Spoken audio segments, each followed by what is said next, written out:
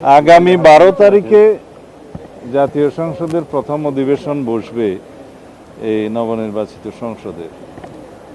সেখানে সংসদ সদস্য হিসেবে আমরা যারা শপথ গ্রহণ করেছি তারা সংসদ সদস্য হিসেবে যোগদান করব। এর বাইরে সংবিধান সংস্কার পরিষদ নামে কিছু না থাকায় যারা তাদের সংস্কার পরিষদের সদস্য হিসেবে শপথ নিয়েছে সেটা তাদের নিজস্ব ব্যাপার, কিন্তু জাতীয় সংসদে তারা সেই হিসেবে অংশগ্রহণ করতে পারে না, শুধুমাত্র সংসদ সদস্যগণই অংশগ্রহণ করতে পারে।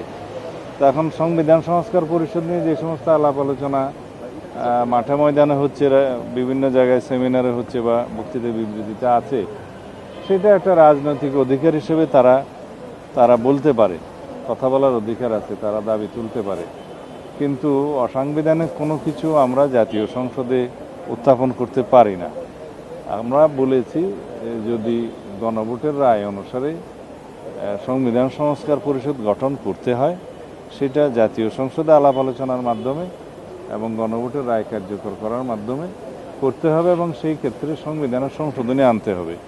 সংবিধানের সংশোধনী আনলে সেটা সংবিধানে ধারণ করার পরে জাতীয় সংবিধান সংস্কার পরিষদের সদস্য হিসেবে শপথ নেওয়া হবে কিনা, কারা সেই শপথ গ্রহণ করাবেন, কে করাবেন, কোন ফর্মে করাবেন, সেগুলো সব ধারণ করতে হবে।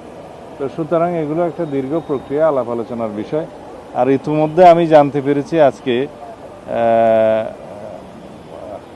হাইকোর্টে একটা রিট পিটিশন মুভ হয়েছে, এই যে সংবিধান সংস্কার মানে জুলাই জাতীয় সনদ উইদিন ব্র্যাকেট সংবিধান সংস্কার আদেশ 2025 নামে যেই আদেশটি হয়েছিল সেটা সংবিধানের ভায়োলেশন হয়েছে, অথবা এটা আল্ট্রা বায়াস দি কনস্টিটিউশন হিসেবে বলে আর কি, যে কোনো বৈধতা নাই বলে সেটা দাবি করে একটা রিট দাখিল হয়েছে।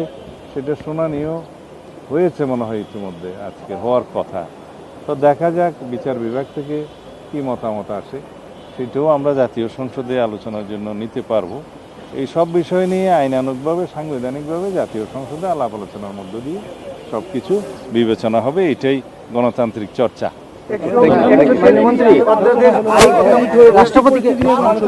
প্রথম দিন রাষ্ট্রপতিকে যেন বক্তব্য দিতে না দেয়া হয়, এইটি নিয়েও একটি রিট হয়েছে। প্রধানমন্ত্রীকে আমার কাছে আমার ধারণা নাই এরকম রিট হয়েছে কিনা, রিট হতেই পারে, চিঠি দিয়েছে, কিন্তু চিঠি দিতে পারে। আমরা তো বলেছি যে এই যে কথা বলার অধিকারের জন্য, স্বাধীনতার জন্য তো আমরা জীবন দিয়েছি, দিতে পারে। কিন্তু আমাদের সংবিধান কি বলে, আমাদের প্রথা কি বলে, আমাদের ট্রেডিশন কি বলে, যে প্রথম অধিবেশনে সংসদের বৎসরের প্রথমে এবং নতুন সংসদ গঠিত হলে তার প্রারম্ভিক সেশনে প্রথম দিনে রাষ্ট্রপতি ভাষণ দিবেন। সেটা এখনো পর্যন্ত সংবিধানে বহাল আছে, প্রথা আছে, ট্রেডিশন আছে। সুতরাং সেই হিসাবেই হবে। কেউ যদি দাবি করে সেটা ভবিষ্যতে যদি সংবিধানের সংশোধন করে যে রাষ্ট্রপতি আর ভাষণ দিবেন না, সেটা তখন দেখা যাবে।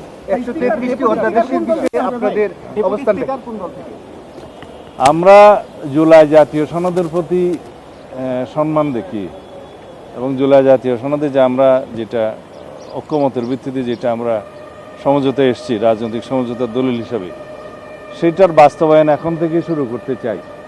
সেই জন্য আমরা আমাদের দলের পক্ষ থেকে